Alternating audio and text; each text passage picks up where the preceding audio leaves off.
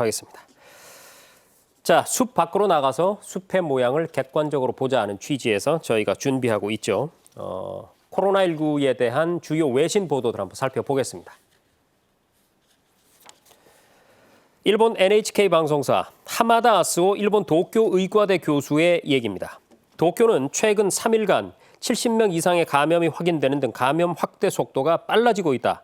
확실히 지금까지와는 국면이 달라졌다는 인식이나 강한 위기감이 중대 국면이라는 말에서 느껴진다. 네, 다음 미국 CNN의 보도입니다. 스페인의 응급실 간호사들이 보호장구가 부족해서 쓰레기 봉투로 방호복을 만들어 입고 있다. 마드리드 매츠 병원 응급실 간호사인 에두아르도 페르난데스는 초록색 쓰레기 봉투를 테이프로 이어붙인 수제 방호복을 입어 보이며 방호복뿐 아니라 마스크도 부족해서 재사용하고 있다고 밝혔다고 합니다. 지금 화면에 사진이 나오고 있죠. 정말 고군분투하는 모습인데요. 다음은 독일 디벨트입니다. 코로나19 대응, 한국식 모델이 독일을 구원할까? 네, 독일은 확진자와 접촉자의 휴대전화 정보를 활용하기 위한 법 개정을 추진했다고 합니다. 이번 법 개정 추진은 한국식 방식이 의미가 있다는 생각이 독일 정부에도 확산하고 있다는 방증이다. 네, 이런 보도를 내보냈습니다. 여러분은 어떠세요? 저는 그 스페인 간호사의 모습을 보니까 마음이 참 먹먹해지는데요. 쓰레기 봉투로 방호복을 만들어 입고 일하는 모습, 가슴이 아픕니다. 이런 열악한 보호장구 때문에 의료진의 감염이 스페인에서 폭발적으로 늘고 있고요. 확진자의 무려 14%가 의사 간호사라고 합니다.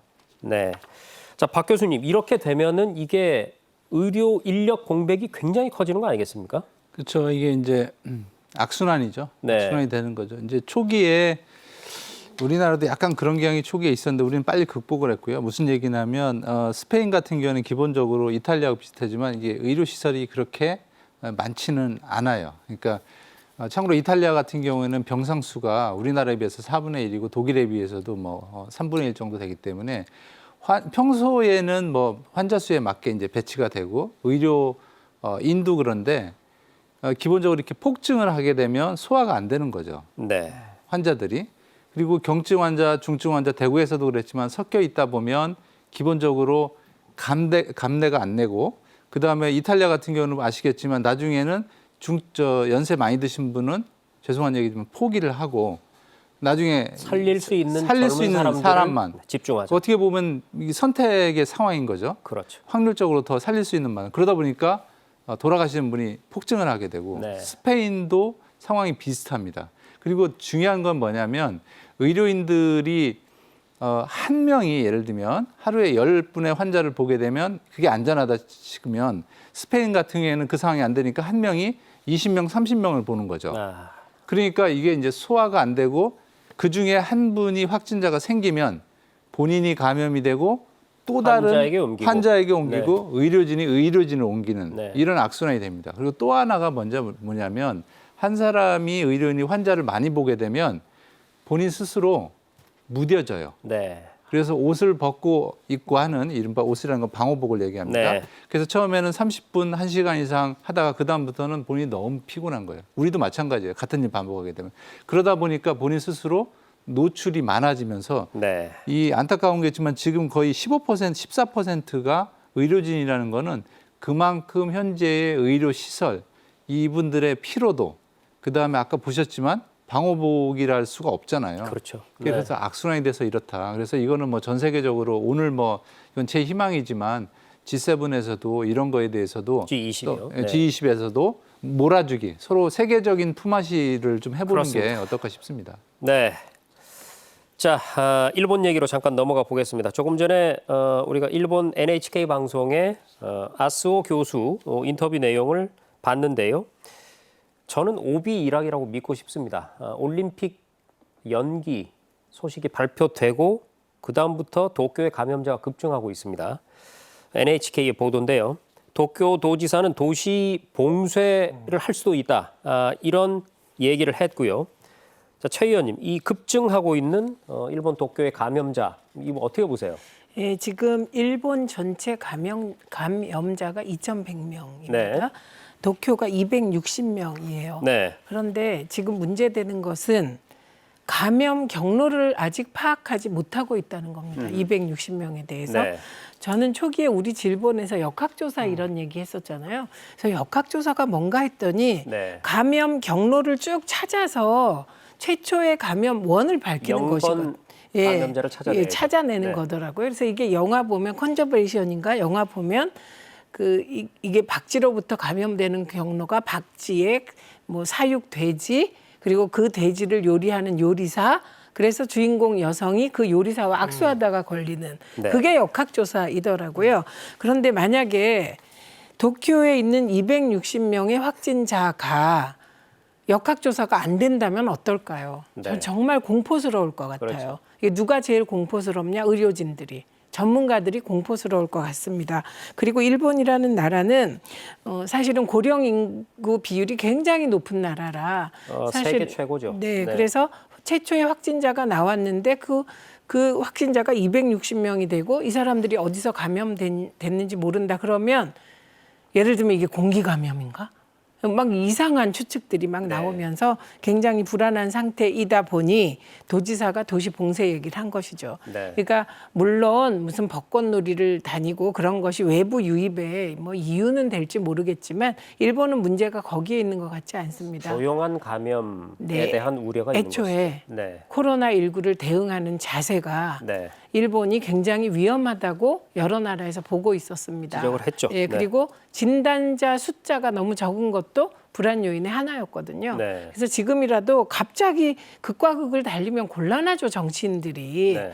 뭐 일본은 뭐 확진자 수가 적어서 괜찮다는 식으로 하다가 갑자기 도쿄 도시 이틀 봉쇄를 만에. 한다고 네. 하면 참 일본 국민들은 인내심이 강한 것 같습니다. 네. 그리고 일본 언론들은 참 우리나라 언론은 너무 정부 비판만 하려고 하는데 일본 언론들은 또 왜 이렇게 보도를 제대로 안 하는지 그래서 일본이란 나라가 민주주의의 삼박자가 다 무너진 게 아닌가 이런 걱정까지 됩니다. 네. 송 교수님 어떻게 보세요? 예, 저는 좀 경제학적인 관점으로 봤을 때 도쿄올림픽 연기는 아주 잘한 거라고 생각되는데 네. 일단 그 올림픽을 하게 되면 사람들이 많이 모이지 않겠습니까? 그럼요. 근데 네. 역학조사가 안 돼 있고 누가 감염된지 구별이 안 되는 상황에서는 그게 경기장에 모여서 있으면 그냥 확 퍼집니다. 이게 좋은 예가 스페인과 이탈리아가 왜 이렇게 갑자기 특히 이탈리아는 북부 이탈리아 쪽에서 굉장히 많이 퍼졌습니다. 네. 이게 왜 그랬는가 하니까 챔피언스 리그 아탈란타하고 발렌시아라는 팀이 축구 경기할 때 그 경기장에 8만 명이 모여가지고 아하. 발렌시아 스페인에서 온 관중 이제 고객들이죠 응원단 그다음에 이탈리아 있는 사람들 모여가지고 그냥 확 서로 한 거예요. 그 안에서 서로 전부 다 감염이 돼버린 거예요. 네. 심지어는 그때 운동했던 축구 선수마저도 감염이 됐고요. 그러고 전부 다 돌아가지 않았습니까? 그러니까 아하. 그게 있었을 때 중국에서는 시작됐지만 자기네들은 걱정 없겠거니 하고 전혀 적합조사나 이게 추적이 안 되다 보니까 그런 상태에서 사람들 많이 모이면 사람들도 자기가 감염되는지 모르는 상태로 모이지 않습니까? 네. 그러면 이게 그다음에 쫙 퍼졌을 때는 지금 현재 스페인과 이탈리아에서 그런 일이 일어나는 거를 바로 그 원인이 거기 있다고 생각합니다. 그 그러네요. 도쿄올림픽도 그렇기 때문에 적어도 일본 시민들을 위해서는 뭐 아베한테는 모르겠지만 시민들을 위해서는 아주 좋은 결정이라고 생각합니다. 네, 일본 시민뿐만 아니라 세계 시민들을 위해서도 네. 바람직한 결정이었다. 자, 일본 얘기 나온 김에 교수님께 한 가지만 더 여쭤볼게요. 저희가 이 프로그램 시작할 때부터 사실은 지적을 했었습니다. 일본이 왜 저럴까? 저렇게 가면 네. 나중에 혹시 그 조용한 감염, 소리 없는 감염이 지역 사회들에 이미 다 퍼진 상태에서 네. 폭발적으로 늘어나는 그 상황을 막아낼 수 있을까라는 우려를 했었는데 글쎄요. 지금 이 도쿄에서 일어나고 있는 이 상황 어떻게 보세요?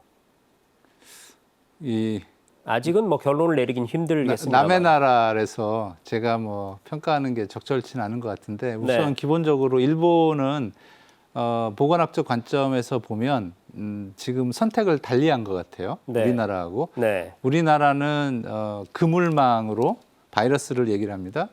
아주 촘촘한 그물망으로 다 저인망이죠. 네. 떠서 초기 환자부터 적극적으로 확인하고 치료하는 상황이지만 그래서 굉장히 우리 에너지를 많이 사실 소비했습니다. 네. 소비를 했고 대신에 많은 성과도 얻어냈습니다. 근데 일본은 뭐 올림픽이든 무슨 이유든지 여러 가지를 떠나서 그런 에너지 소비를 안 했습니다. 그게 무슨 얘기냐면 위중한 사람만 알아서 아주 극단적으로 하면 제 발로 걸어와서 병원을 찾을 수 있는 사람만 와서 치료를 하겠다는 겁니다. 네. 그러니까 선택이 두 가지가 다른 거예요. 모두 다 검사하지 않습니까? 그래서 지금 일본에는 지역사회에서는 항체 검사를 해보면 이미 경증으로 해서 지나간 사람이 꽤 있을 겁니다. 그렇겠죠. 네. 대신에 그런 사람은 포기를 한 자기가 겁니다. 걸린지도 모르고. 걸린지도 네. 모르고 아니면 자기가 독감인 걸로 그냥 알고 스스로 왜냐하면 지금 우리나라 통계, 미국 통계 모두가 똑같은 게 80%는 산소호흡기 이런 거 도움 없이 경증으로 다 지나갔습니다. 네네. 특히 젊은 사람들. 젊은 사람들이. 네. 그렇기 때문에 일본은 이미 상당히 우리랑 그래프가 초기에 비슷했다면 사실상 우리와 유사한 확진자가 있지 않았을까 추측을 하는 거고요. 그래서 일본은 그런 거를 포기를 하고 중증으로 열이 일본에 이미 그렇게 돼 있습니다. 2, 3일 동안 열이 거의 38도 이상 된 사람만 해서 네. 진단을 하고 검사를 하는 거기 때문에 뭐 그 나라의 시스템을 우리가 뭐라고 하기는 어렵지만 이미 지역사회는 상당히 많이 있다. 그리고 우리 한국 사람이 오히려 여행을 가서 거기에 노출될 가능성이 꽤 있다. 네. 이런 생각을 해봅니다.